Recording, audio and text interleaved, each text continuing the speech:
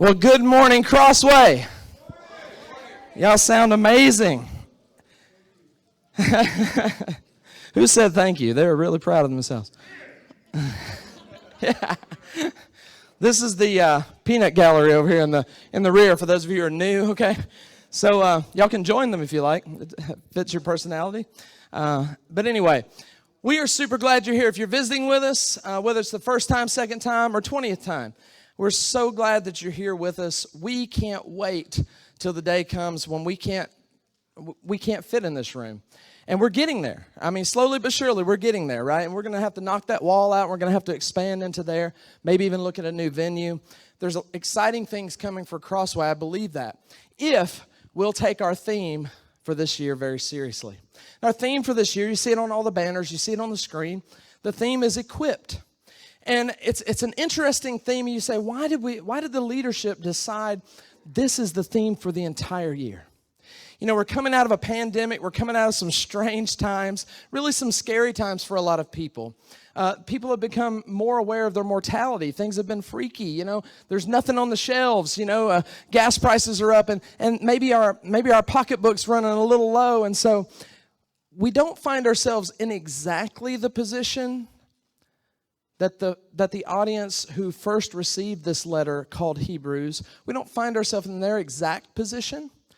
But I do think it's similar. Now, for the Hebrews, they were on the run for their lives. For many of them, it's called Hebrews because it's written to Christians who came out of Judaism who were Hebrews. And so some of their families didn't support their decision to become Christians and follow Jesus, and so they were persecuted by their families.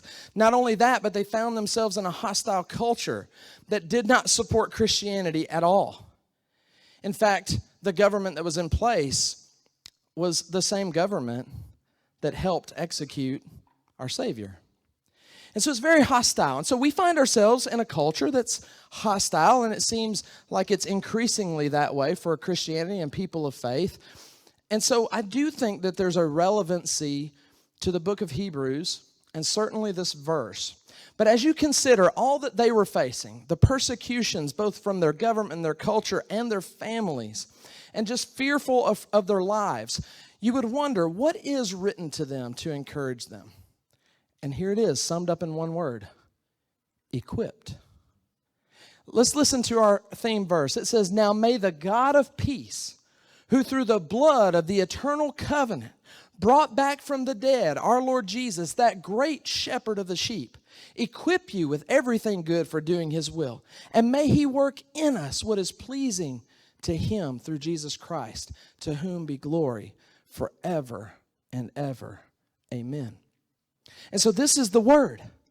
Are you scared? Are you freaked out by last year? Are you worried about something? Are you thinking about cowering back rather than marching forward with confidence for God and his kingdom and what he wants for you? The answer is, get equipped. It's not retreat. It's not cower. It's get more prepared for battle. And I think that's amazing. You know, before we dive too much into the sermon this morning, I do want to recognize anytime here at Crossway someone surrenders their life to Jesus, we publicly like to recognize them and also recognize the folks that studied with them. So we have Kaylin Lair. Come on up, Kaylin. She's been practicing her wave. We want to give you this gift, young lady. We're super proud of you. We want to welcome you to the family of God. And, we're just excited to see what God's going to do with you and how he's going to help, how he's going to use you to help us further the kingdom. We love you very much. Welcome to the family. And we also want to give her a hand. And we also want to recognize those that studied with her. So if you could just stand up, Miss Ashlyn. And is Holly in the children's ministry this morning? So it was Holly and Ashlyn. She didn't take a very good bow, but that's okay. She doesn't want any credit. But we do want to, show you who studied with them, because what you're going to discover about Crossway Church is it's not just me studying with people.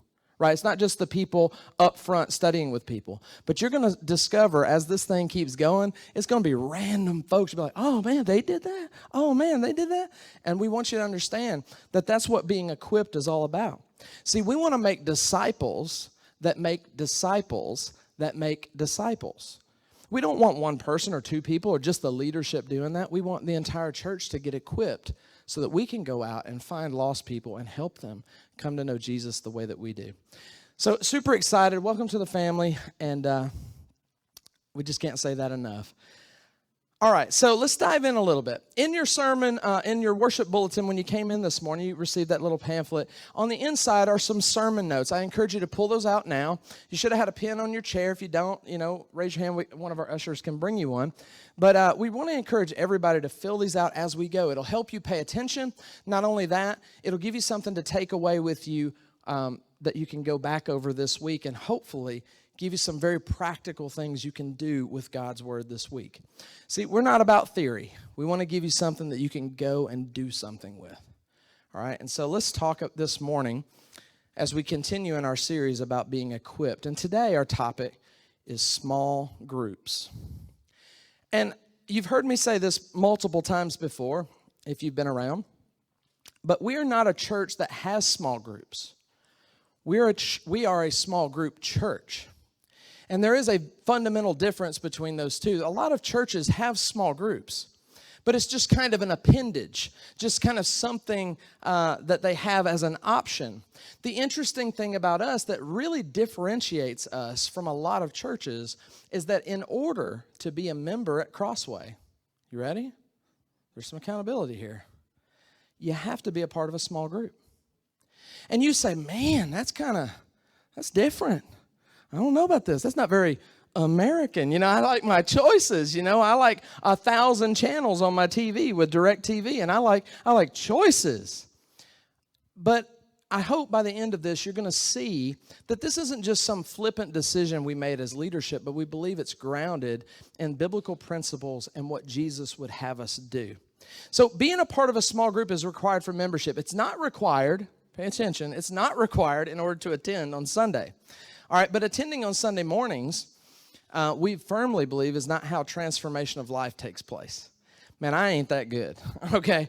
I can preach my brains out, and I can give you the Word of God once a week, but I'm just going to tell you, there's nobody on the planet that good that can help you transform with so little exposure to God and without any communal or community involvement.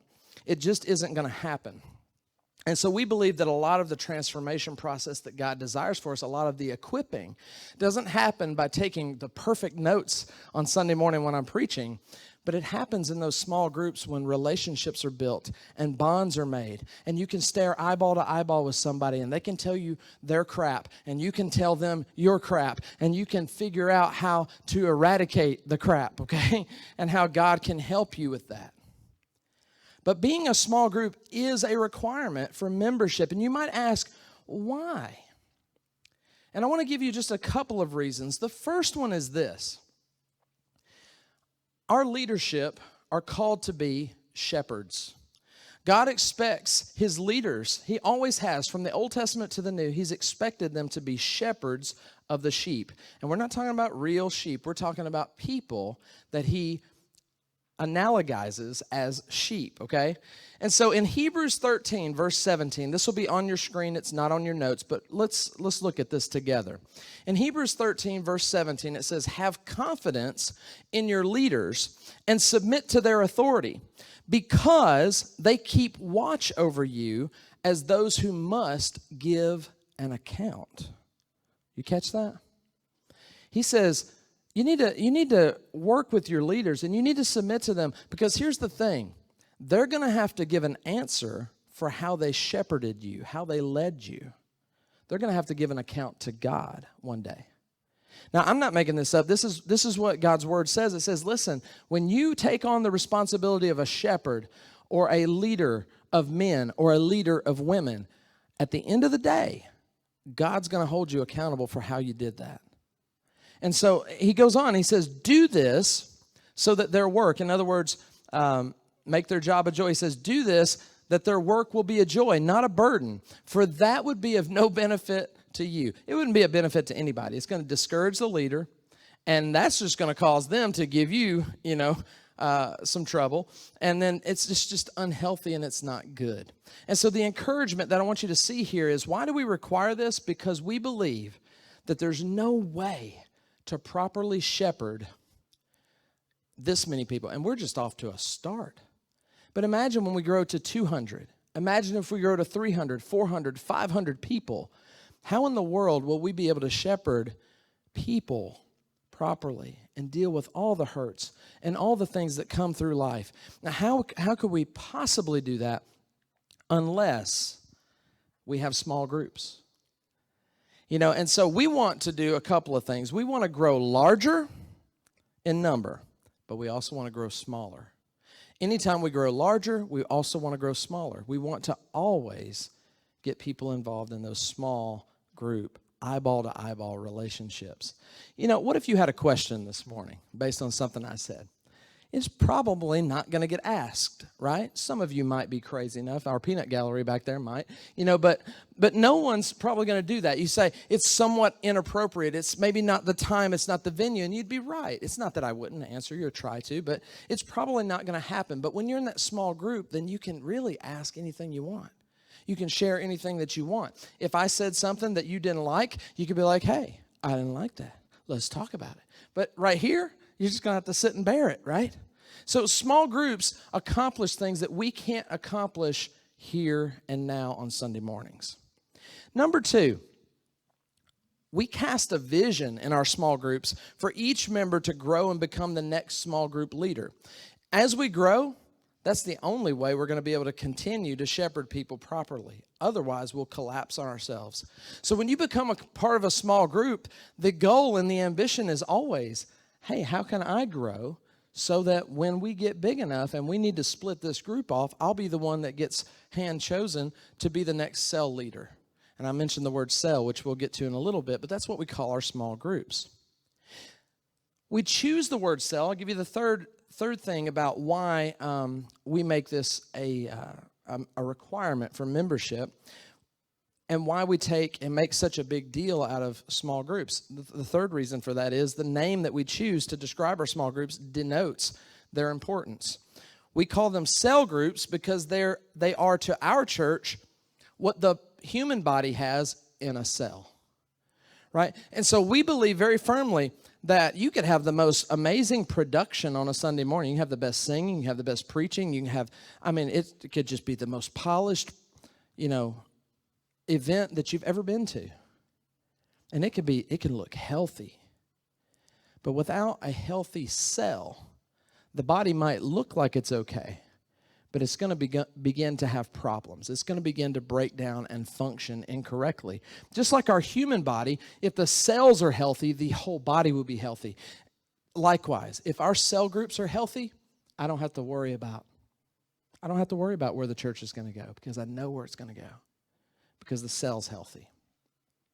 Once people are, once we study the Bible, someone, they become a new disciple, they surrender their lives to Jesus, we plug them into a cell right away, and at that point, I don't worry about them anymore. I think about them, I pray about them, but I know they're going to be taken care of. They're going to have the opportunity to grow because they're plugged into that cell. There's a quote from a very famous preacher who has grown a church from one person in attendance, which was his wife, many years ago. I guess it's been 40 plus years ago that he started the church with one member, his wife. He preached to her that Sunday morning, and she told him he was too long. And she still to this day tells him he's too long. But the name of the guy is Rick Warren. And now that church is on 4 different continents. And you're talking about hundreds of thousands of people that are in some way connected and have been planted by what started out as just one person, Rick and his wife. Here's a quote from him. I tell you all that, not to boast him up or put him on a pedestal, but listen, these words, this quote is coming from someone who knows a few things, is where I'm getting at. Rick Warren says, bigger isn't better. The man with hundreds of thousands in his congregation says, bigger isn't better. Healthy is better. And the key to health, Rick Warren says, is small groups. Now, you might have guessed, Rick Warren is a good communicator, right? He has great sermons. He does really well with that. It's a talent of his. It's a gift from God for him. And so you would think The key is a good, excellent Sunday service. With as much money and as much effort as spent on Sunday mornings to make sure they're the best thing since sliced bread, you would think that most churches believe that the key is Sunday morning. But I'm here to agree wholeheartedly with Rick and say, no, the key to the health of a church and it growing is its small groups. And so now, look at your notes. Finally, to your notes, you say amen when you can. All right. Why does Crossway make small groups such a big deal? I want to give you 4 very practical and biblical reasons that we make this a very big deal. The first one is this: because small groups played a big role in the ministry of Jesus. He was the first small group leader.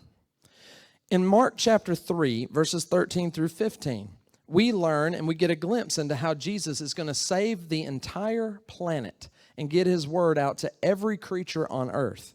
Here's how he says, I'm going to do it. Jesus went up on a mountainside, and he called to him those that he wanted. And they came to him. It was reciprocated, right? They came to him. And he appointed 12 that they might be with him and that he might send them out to preach and to have authority to drive out demons. This is Jesus' great plan. Here's how we're going to save the world. I'm going to get 12 guys. I'm going to spend all my time with them. And within those 12 guys, I'm going to have 3 that I end up really close to and I'm really going to pour into, that are going to sort of take the reins and the leadership role even among the 12. So Jesus' plan to save the world was a small group. And when I think about how do we want to shape, because we started this church, right? We came here to Columbia to plant this church. We can start it however we see fit. But what we want to do is not to use our great imaginations or smarts, because we're not smart enough. We want to copy the master and his plan. And so we believe in small groups because, and we make a big deal about it, because Jesus made a big deal about it. Number 2, Crossway makes small groups a big deal because small groups played a big role in the ministry of the church in Acts. Now, why do we bring up the church in Acts? There's a church in Galatia. There's a church, in Rome. There's a lot of churches in Colossae. There's a lot of churches that are mentioned in the scriptures, a lot of congregations that we learn about. But we want to bring up the book of Acts, and here's why. Because it's the most successful in terms of reaching lost people. Thank you very much. The most successful church ever. So let's see if this church thought small groups was a good idea. In Acts chapter 2, 42 through and 46 through 47, it says they devoted themselves. By the way, let me give you a little history here. Right before this, in chapter 2, the first sermon ever preached after Jesus rose from the dead takes place. And 3,000 people respond to that sermon that day. And they're baptized into Christ that day. So the church goes literally from the 12 apostles, and actually it was 120 of them that had gathered, other disciples had gathered together there in Jerusalem when the first sermon was preached. There was 120 in that church at the time. And in one day, they go to 3,120. Listen to this. It says this church of 3,120, they devoted themselves to the apostles' teaching, and they devoted themselves to fellowship, to breaking of bread and prayer. Every day they continued to meet in the temple courts, and they broke bread in their homes, and they ate together with glad and sincere hearts, praising God and enjoying the favor of all the people. And the Lord added to their number daily those who were being saved. 3,120, they didn't stop there. Every day it grew. Every day. I want to be a church like that. there are too many people in Colombia alone that don't know God. And they're dying. And they're hurting. And they need a better way. And so I want to be a church like this that doesn't just, we get Columbia on lockdown for sure. The campus, we get it on lockdown. I pray for you guys on the campus, all of our students that are disciples. I pray for y'all all the time that you will just be bold and you will just use that youthful zeal and that energy that you have and go out and just tear it up and turn things upside down. Man, bring so many college students in here that it's a ruckus in here, right? Like interrupt our comfort zones, right? Bring them. We want everybody to know what we know and to have the hope that we have. But notice, this church of 3,120, what did they do? They met together in homes. You think all 3,000 of them showed up in one giant mansion? That's not the picture. They had to break out in small groups. They were invested in making sure, and notice how often they got together. It wasn't just Sunday. That's the pattern. That's the religious pattern in our world. But it doesn't do anything to save lost people, and it doesn't do anything to transform us and get us equipped so that we can go out and accomplish that task. Small groups do.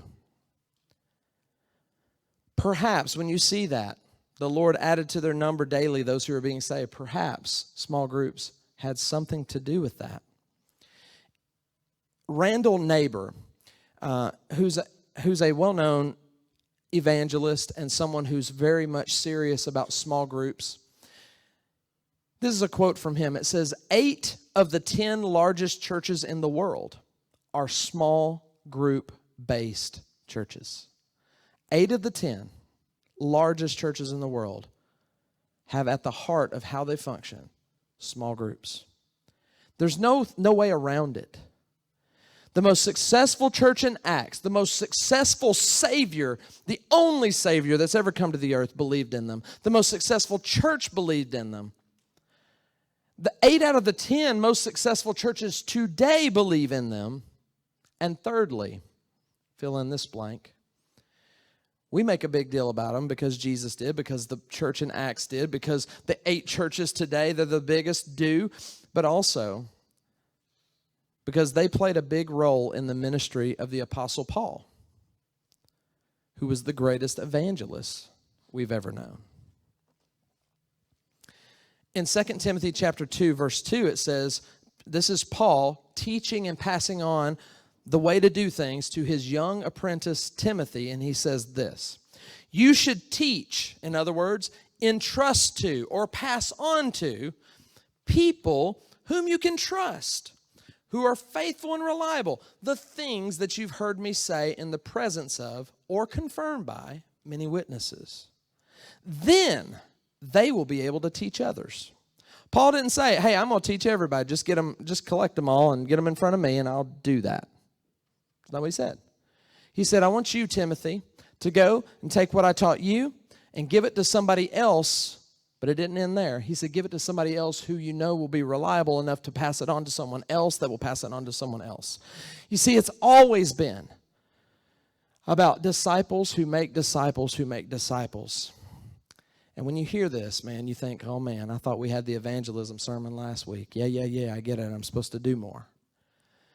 But, guys, I want to let you know, once upon a time, I was a dude that was terrified to stand in front of any sort of crowd and speak about anything, let alone something that is this serious, that I could mess up. I remember my first Bible lesson that I delivered to a campus ministry group of people, my fellow peers, and I remember shaking like a leaf, and a knot came up in my throat, and I was sweating, and it was horrible, but I pushed through.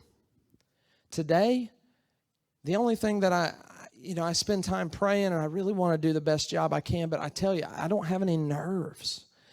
There was once upon a time, if you'd have said, Mackie, this is what you're going to do, I would have laughed at you. My friends would have laughed at you. I would have been too insecure in myself. I would have been too afraid to mess up. I couldn't have done it. And you might be thinking something similar. I'm just here to tell you, if I can come as far as I've come, anybody can. In Romans chapter 16, this is not on your notes, but you might jot this down. I want to just show you 3 passages here that show you that Paul was all about small groups. In Romans chapter 16, he writes a letter to the church in Rome. And in verse 5, he says, greet also the church that meets at their house. You see, this picture of church that we had is absent from the Bible. These mega churches and things like that we see all across our nation and different parts of the world, that was non-existent. There was a mega church, okay, but they didn't meet all in one place. In fact, we typically don't call them cell groups or small groups. We would just call them house churches.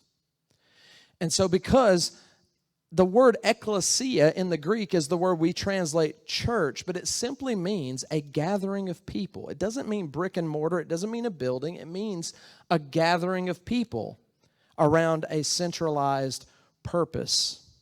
And so they met in the home. This was the common thing. This is the only thing that we ever really read about, other than occasionally they would come together in these crowds, almost these mobs, and they'd just gather on a hillside and they would listen to some preacher. But there was no building that they went to.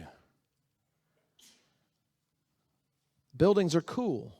They're tools if they're used properly. But we can easily exalt them and think that the kingdom of heaven needs them.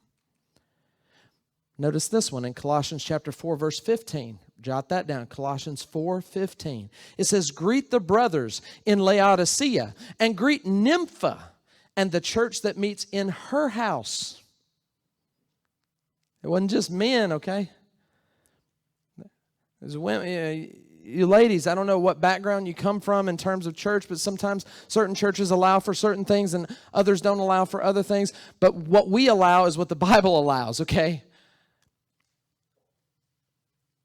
This was a team effort. Men, women, all sharing their faith, all getting out there, opening their homes and bringing people in and forming churches in these homes. It was always about the small group. In Philemon chapter 1, verse 2, we hear this, Apphia, our sister, to Archippus, a worker with us. Some translations would say a warrior with us, a soldier with us.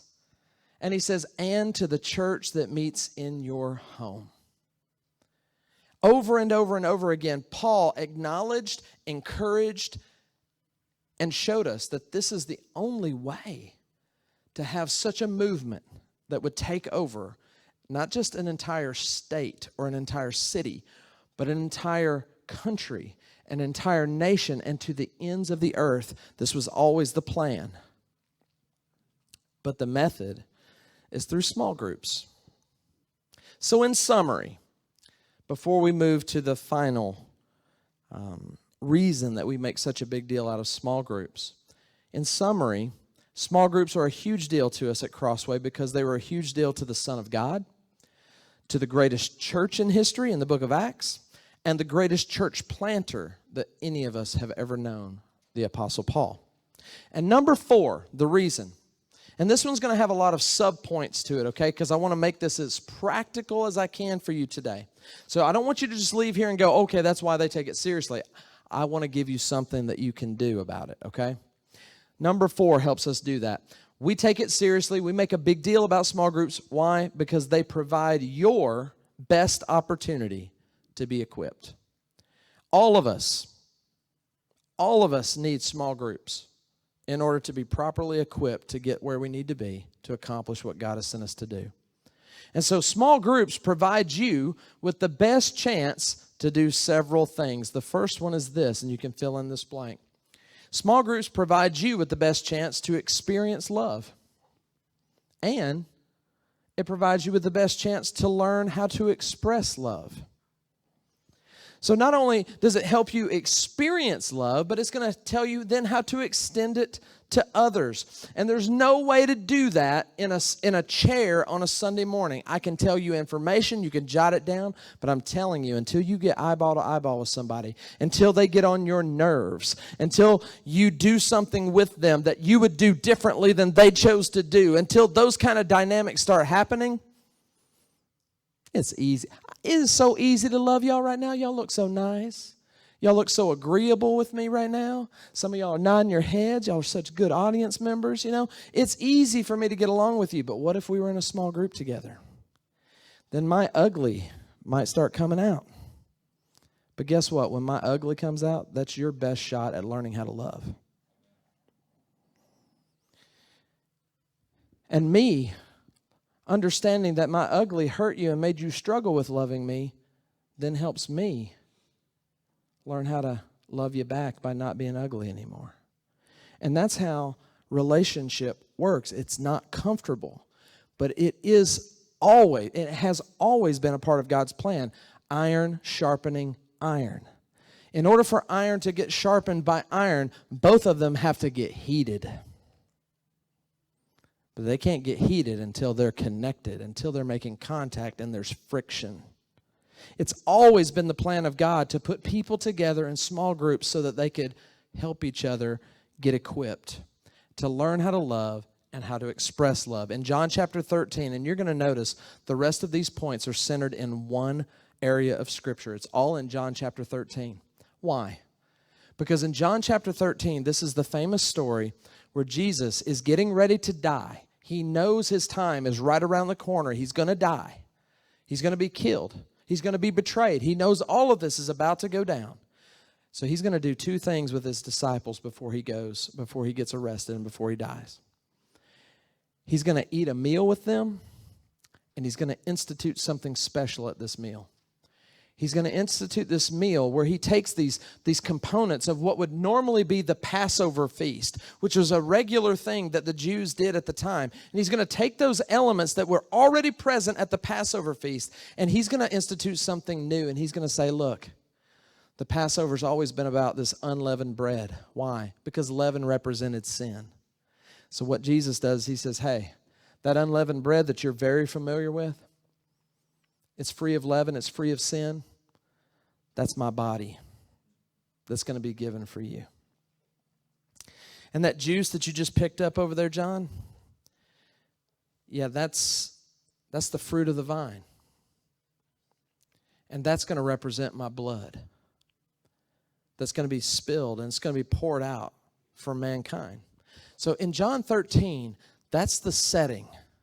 He's getting ready to have this meal and to say, I want you to keep doing this meal, keep participating in this meal, and remember me when I'm gone.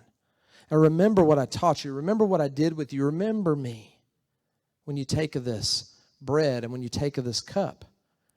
And then the second thing he's going to do, he's going to wash every one of their feet. His whole small group is getting their feet washed that day. And so that's the setting that I want us to pull these principles from. The first one we see is in John 13, verse 1. It says, it was just before the Passover feast. Jesus knew that the time had come for him to leave this world, and it was time for him to go to the Father. And Jesus loved his disciples who were in the world. So he now showed them how much he really loved them. And you go, wait a minute. I thought the moment when he would show them how much he really loved them would be the cross. Well, that's certainly true, but that's not what he's talking about here. And I want to point you as to why I think Jesus describes this event that way. He's about to wash their feet. He's about to eat with them and give them this meal. But here's why I think Jesus says this is the full extent of my love, or this is how I'm going to love you to the end. There's no limit to my love. It's because the disciples, every one of them, were going to abandon him. Peter was going to deny him 3 times and then use foul language to be even more convincing to the people that were questioning him. Jesus told him ahead of time, you're going to do this. And he said, no, I'll die for you. Then the moment came, and sure enough, he punked out, and he denied him 3 times. Everyone would abandon him. One would come back, and his mother would come back and be there with him through the process. But they all scattered at first. He was alone. Who else got their feet washed that day? Judas. And we're going to read in the text, you're going to see it for yourselves, but understand this, Jesus already knew, the text tells us, he already knew that Judas was going to betray him to the death. In fact, they're asking about it. We'll get to this in a minute. I'll give you a little preview. They're asking, who's going to do that? Jesus said, one of y'all is going to betray me. They're like, who? It's not me. Is it me? It's not me. It's not you. Is it you? They're asking these questions. And he says, the one that I dip this bread into, and the one that I give this dipped bread to, that's the one that's going to betray me. And he hands it to Judas. He already knows who's going to betray him, and he washes those nasty betrayers' feet anyway. And then he says, now I've given you an example. You do the same. You want a standard of love? There it is. He said, I'm going to show you the full extent of my love. I know you're going to help kill me. I'm going to wash your feet anyway. I'm going to love you. I'm going to serve you anyway. Anybody in here go, oh, yeah, piece of cake. Yeah, right. But that's the standard for disciples of Jesus. Right now, I'm going to pause and I'm going to pray. And we're going to take of the Lord's Supper. And I want you guys to really reflect on the full extent of Jesus' love. It was demonstrated there by washing the betrayer's feet and all those that would abandon him. He washes all of their feet. He even takes his outer garment off and he gets down and like the posture of a servant, and he would have looked like a servant after taking that outer garment off, and he stoops down. The creator of the universe, the God of heaven that came down, is now in the posture of a servant washing the betrayer's feet, and then he says, that's love. That's how much I love you. Now take of this supper. This is my body. This is my blood. Remember me. Let's pray. God, thank you for Jesus. We can't say thank you enough. Thank you doesn't do justice to what needs to be said, to what needs to be done for the great sacrifice and the great love you demonstrated for all of us. God, we've all abandoned you at some point in time in our lives, and it's in this moment right now that we want to acknowledge you, not abandon you. We want to say thank you. We want to praise you. We want to give you thanks, and we want to give back to you for all that you've given to us. So as we take of this bread that represents your body, as we take of the juice that represents your blood, may we remember the standard of love that you set for all of us. And may we feel that love that you have for each of us as individuals and as a group. We love you and thank you. In Jesus' name, amen.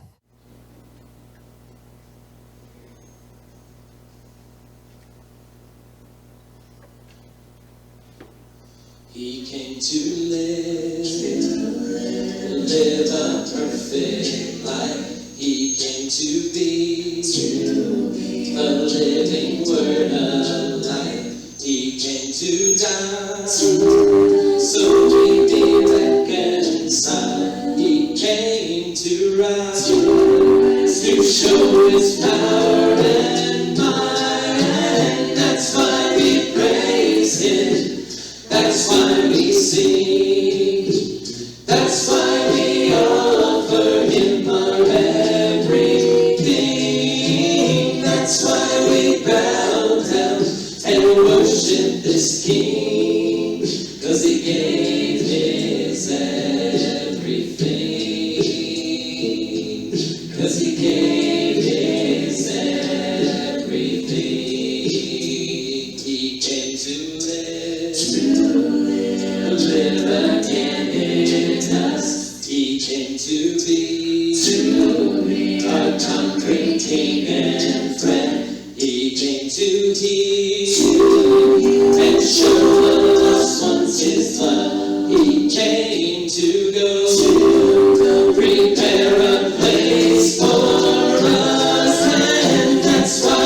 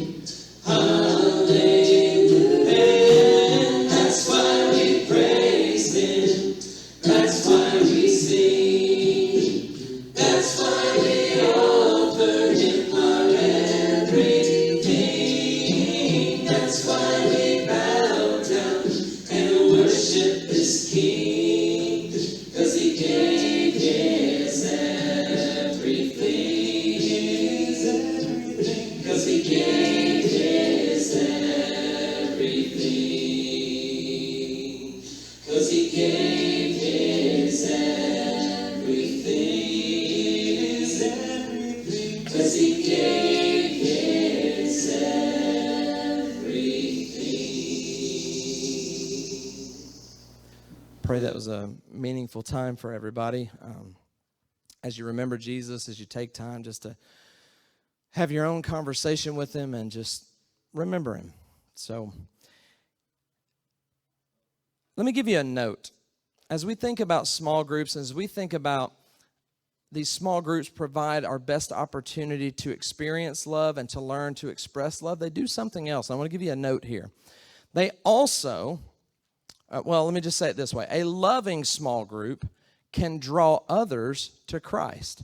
So not only will you experience love, and not only can you then express it to others, but a loving small group can draw other people to Christ. In John chapter 13, the same chapter that we were just reading, later on in the chapter, in verses 34 through 35, Jesus says this, "Let me give you a new command.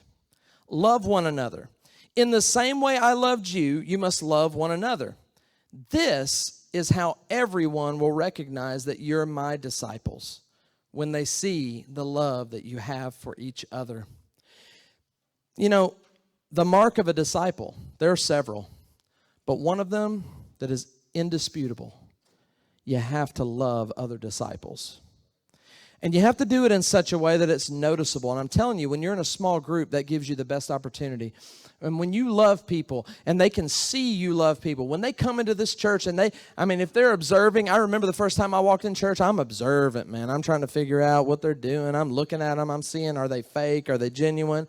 I'm looking around, and I hope you can look around at Crossway and see that we genuinely love each other. You can tell that we spend time with each other. You can tell that we know each other's stuff, and we laugh and we joke and we have a lot of fun together because we're with each other all the time. We're not just here on Sundays and peace out, see you next Sunday, Kyle. You know, we're involved in each other's lives. I went to Rayleigh's hockey game last night, for instance. That's why I didn't get any sleep last night, by the way. I got home and still had to work on the sermon and stuff, but that's worth it. Why? Because I want to see Rayleigh, and I want her to see me there, and I want her to know that people love her, and I want her to grow up in an environment where she goes, that's church. Not some watered-down mumbo-jumbo that people end up being a part of where kids don't want to be a part of it ever. We want the church to be the way Jesus designed it, where kids would love it and want to be a part and see their role in it one day, and even now, in maybe some small ways. Theologian Francis Schaeffer asserted this, and this will be on your screen if you want to jot it down. We'll try to leave it up for a little bit here. But he said our relationship with each other is the criterion the world uses to judge whether our message is truthful. Christianity, he says, Christian community, he says, is the final apologetic. Now, an apologetic is a defense of the gospel, right? Apologetics would be, hey, you want to know about dinosaurs? Cool. Here's an expert. He can talk to you about dinosaurs and how it fits into the scripture. You know, if you want to talk about the age of the earth, apologetics are their evidences, archaeology, and all those kind of things. That's apologetics. But Francis Schaeffer says the final apologetic is how you treat each other. The final apologetic is the community. In other words, our small groups. Number 2, small groups provide you with the best chance to experience love and to express love, but also they provide the best chance to be served and to learn how to serve. Now, let me make a bold statement here. I don't know how this will sit with you guys, but I believe this to be very true. If a believer is not seeing needs and meeting needs on a small group level, it is unlikely, if not impossible, that you'll ever see them meeting needs in the larger assembly Sunday morning level. And so what do I mean by that? I mean that if you're going to learn to serve, it needs to happen in that small group, or it's never going to happen in the larger group, at least not to the degree that it needs to. So do you want to be useful? Man, get serious about your small groups. Listen to the things that are being poured into you from your leaders in that small group. They all have a leader that's there for a reason, because their character has already been established and trusted, and their wisdom has been proven at some level. And so they are there for a reason, and we need to make the most of our opportunities in our small groups. Listen to this passage as we continue in John chapter 13, verses 4 and 5. It says, so Jesus got up from the meal, one that we just participated in, and he took off his outer clothing, and he wrapped a towel around his waist, and after that he poured water into a basin and began to wash his disciples' feet, drying them with the towel that was wrapped around him. You know, there are times when I read the Bible and there's a story or something and I go, I wish it told me more. One of those things that I wish that it detailed and gave me the information about is I want to know what that interaction was like between Jesus and Judas. Because if I'm washing Judas's feet and I know he's about to do what I know he's about to do, I might massage those bad boys a little hard. You know what I'm saying? I might break a toe or two. Like, hey, let me wash your feet. How's that feel, buddy? Yeah, you going to kill me? You know, pop that thing. You know, that's me. But I want to know how that interaction went down. Here's what I imagine. I imagine Jesus making eye contact with him. I imagine Jesus taking extra care, getting under those toenails kind of care. That's what I imagine. I imagine him going and doing the best foot washing that's ever been done. And I imagine him doing it while talking to him and communicating his love to him.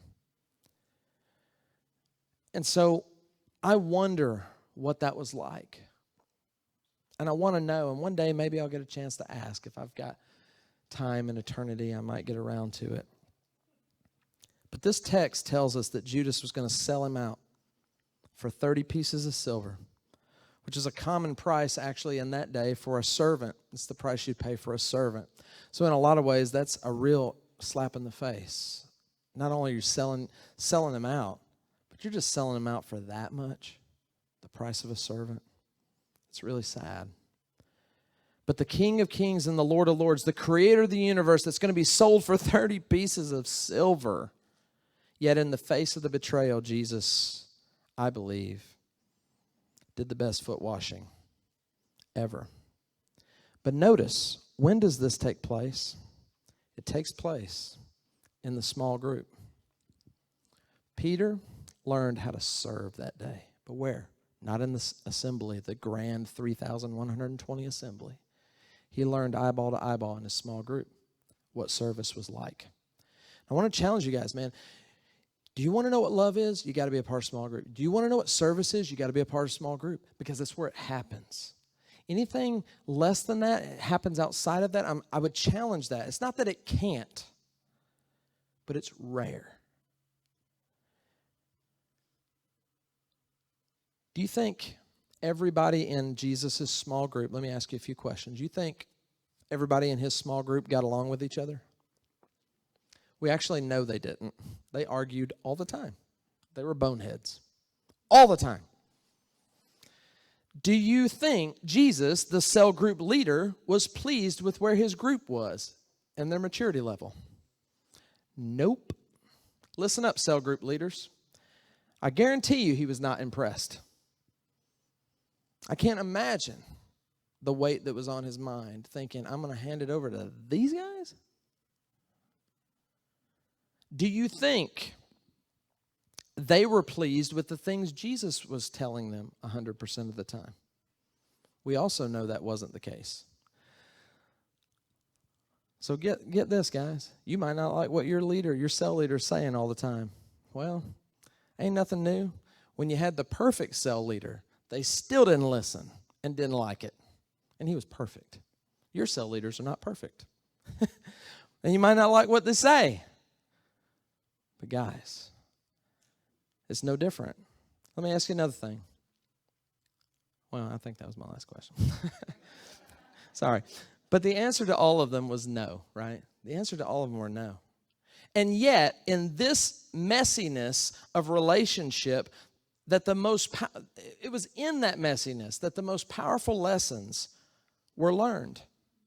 Jesus knew this, and this is why he gave us the church as our spiritual family, and this is why he modeled for us to take advantage of small groups, because he knows that kind of junk is going to happen, and he knows it's going to be messy, and he knows it's going to be hard, but at the end of the day, you'll be equipped to love and to serve. Number 3, we make a big deal about it because small groups provide us with the best chance to be challenged and to make changes. Now, y'all might not like this. You might go, well, you had me for I can experience love and I can learn how to serve. Cool, I want to do those things. But now you're going to tell me the small group's going to get in my business and make me have to change something?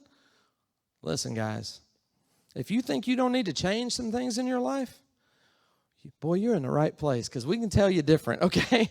But we all need to change some things. I can guarantee you, because none of us are like Christ 100%.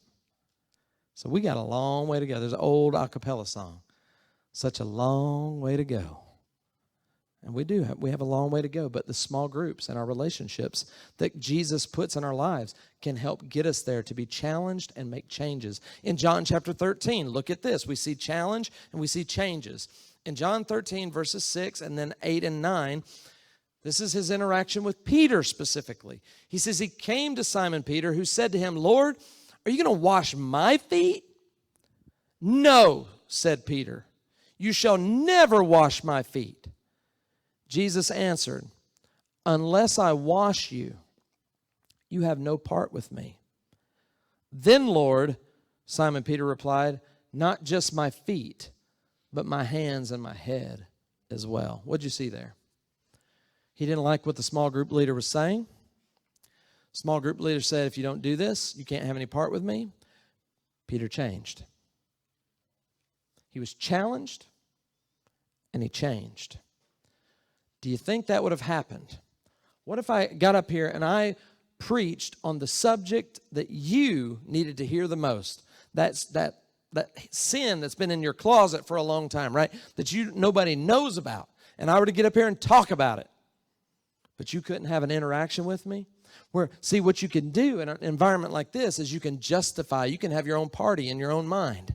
You can hear how you want to hear it. But see, if I'm talking to you and I'm asking you questions about it in small group, I can probe. I can find out what you really think. And then I can challenge you, really challenge you, and you me.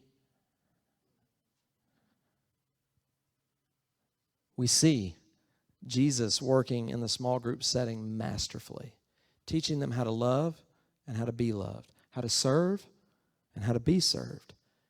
And he challenges them in the small group, and they change. Sometimes, guys, and I think this was Peter's case, I don't think he was intentionally trying to hurt himself. But sometimes we're unaware of the consequences of our own attitudes and our own behaviors. Our unawareness can prevent us from receiving what we want most. You ever seen that? Somebody's their own worst enemy? Peter's deepest desire was an enduring relationship with Jesus. And it's almost sabotaged by what looks like, on the surface at least, to be a legitimate desire that Peter has to protect Jesus. See, he's rationalized it. No. I should be washing your feet. But you hear the phrase that he said? No, Lord. Two words that never should go together. What you mean, no, Lord? I'm either Lord, and the answer is yes, Lord, but it's never no, Lord.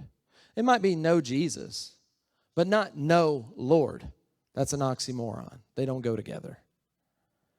And that's what Peter says. And Jesus challenges him. He changes. What Peter was saying, and Jesus was clearly hearing from him, was no, Lord. And if you say no, Lord, then you have no Lord. You hear me? Let me say it again. Write this down. If you say no, Lord, then you have no Lord. You have something else. In Proverbs chapter 15, verse 32, it's not on your notes. Jot it down. It'll be on the screen. It says, those who disregard discipline sabotage themselves. But those who are open to correction, they gain understanding. They actually get equipped. So listen, anybody in here just love for somebody to be in your business and tell you what you're doing wrong? Anybody love that? Just feels good to you? Yeah, me either. I don't like it. In fact, my natural response is to buck up, put a wall up, get a little defensive, but then I'll go away and I'll think about it. All right?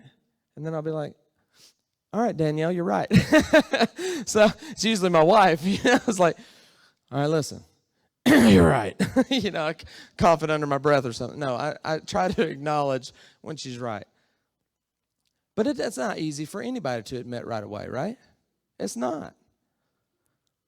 But guys, understand that we sabotage ourselves when we don't involve ourselves at that level, at that small group level where we can have those intimate relationships, people can know what we really think and feel. In Galatians chapter 6, verse 1, I'm going to speed up here and get through the rest of this. But it says, brothers and sisters, if someone in your group does something wrong, you who are spiritual should go to that person and gently help make him right again. But be careful, because you might be tempted to sin. And that's why it's a reciprocating thing, right? It's a reciprocal relationship where I try to pull you out of sin, and then if I get too close to it and I start staggering into it, you push me out of it, right? And we help each other. But it is our absolute responsibility in each other's lives. Number 4, small groups provide you with the best chance to share your burdens and receive support. Anybody in here carrying a load? Carrying some burdens? Maybe you had them for a while. Never been able to shake them. Never been able to let them go. Well, I propose to you that a good step in the right direction to help offload some of that so you can go is a small group. Guys, I'm not promoting this because somehow I get commission for small group participation. You know what I'm saying? There is nothing in this for me, okay? I'm telling you, the things that we've been talking about are in place. Jesus modeled it. The church did it. The most successful church planter did it for a reason, because they know that this is how you truly help people. And so listen to this. In John 13, verse 21, it says, after he had said this, he was troubled in his spirit, and he testified, very truly I tell you, one of you is going to betray me. What did he just do? He confessed his troubled spirit to 12 guys. But look what he does next. He took Peter, James, this is in Mark chapter 14, verses 34 through 35. It says he took Peter, James, and John, just 3 guys, First, he starts with the 12, and he says, this bothers me, guys. It's really hurting me. But then he takes the 3 guys with him, and he became deeply troubled and distressed. And he told them, the 3, my soul is crushed with grief to the point of death. Stay here and keep watch with me. Well, we don't talk about the humanness of Jesus enough. Did he leave heaven glorified and come down and take on flesh and vulnerability and ultimately die by his own, at the hands of his own creation? Yeah, all that happened. But guys, do you understand? He became a man, and he suffered, and he was agonizing even before they began to beat him, even before they put him on the cross.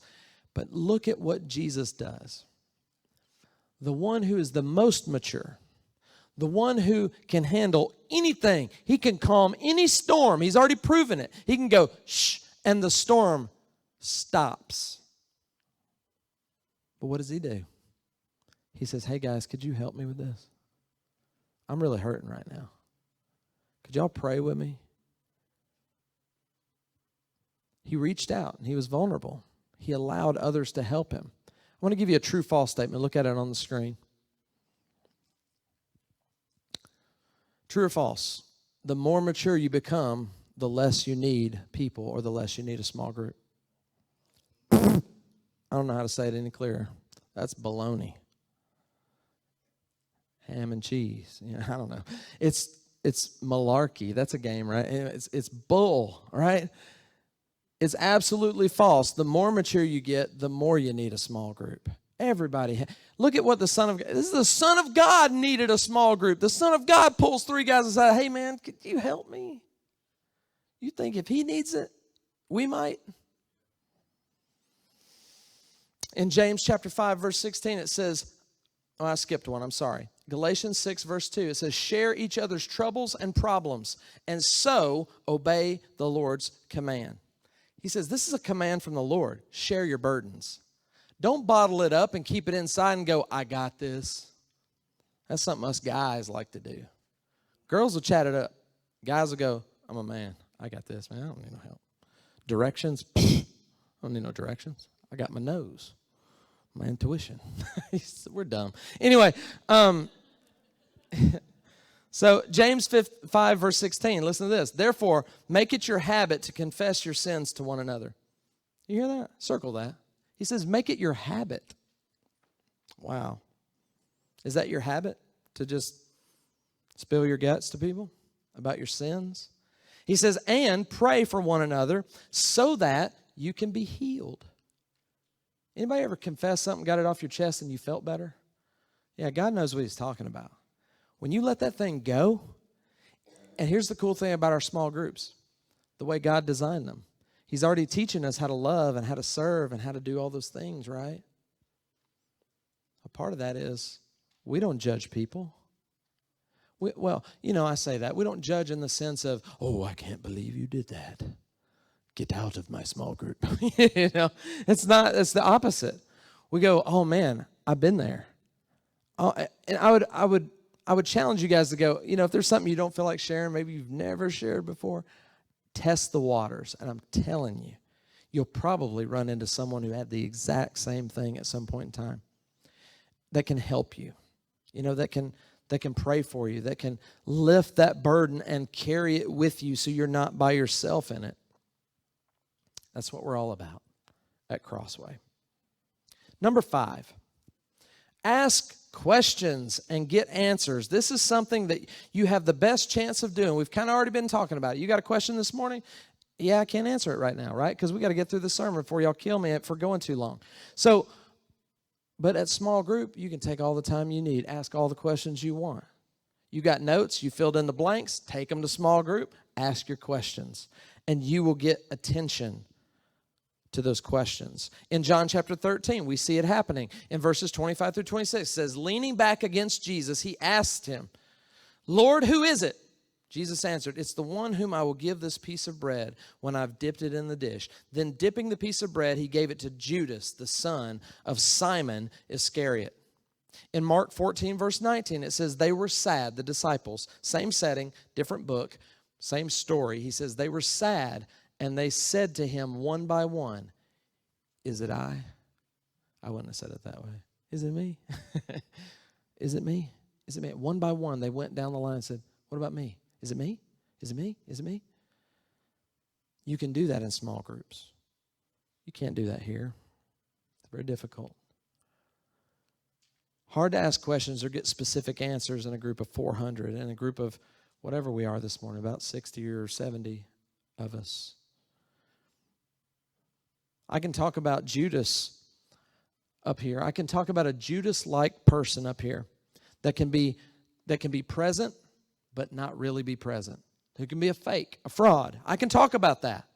I could talk about a selfish person that is here only to get served and to get something out of it, have no desire to give anything in return. I could talk about that type of person. I could talk about those that need to be more faithful in an area of giving. Or I can talk about an area of serving that y'all need to do better at. I could talk about any number of things, and I could challenge you, and you could sit there, and it could go right in one ear and out the other, and you don't have to give it any attention. But get us in a small group, there's no dodging. You can ask questions, you can get answers, you can be challenged. Lots of amazing equipping can take place. In Matthew 13, verse 36, it says, then he left the crowd. Notice that. He left the big crowd, and he went into the house, and his disciples came to him and said, explain to us the parable of the weeds in the field. He had told them several parables. One was about weeds in a field. Nobody really got it. But do you know who ended up with it at the end of the day?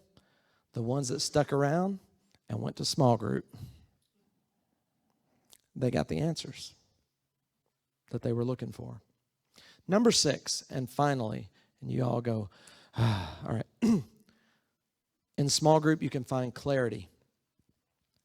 And you can experience transformation. Our last passage is in John chapter 13, verses 12 through 15 and verse 17. Listen to these words. And I want you to circle the first phrase. Do you understand? Circle that. Jesus says, hey, small group, let me check, make sure you got it. I've been doing a lot of talking. I've been doing a lot of demonstrating. But do you understand what I did? How do I know this morning if you understand what I've said? I don't. See, Jesus is a great leader. He knows his followers. He knows they know what to do. Listen to the rest of this passage. He says, do you understand what I've done for you? You call me teacher, and you call me Lord, and rightly so, for that's what I am. But now that I, your Lord and teacher, have washed your feet, you also should wash one another's feet. I've set you an example that you should do as I have done for you. Listen to this. Then he says, now that you know these things, you'll be blessed if you do them. Circle those two phrases, do them and know these things. And I want to tell you, there's a vast difference between the two. Everybody in here can know exactly what I've communicated this morning. You speak very good English. I think I've communicated fairly clearly. You're intelligent people, so you probably understand a lot of what I said. But here's the question.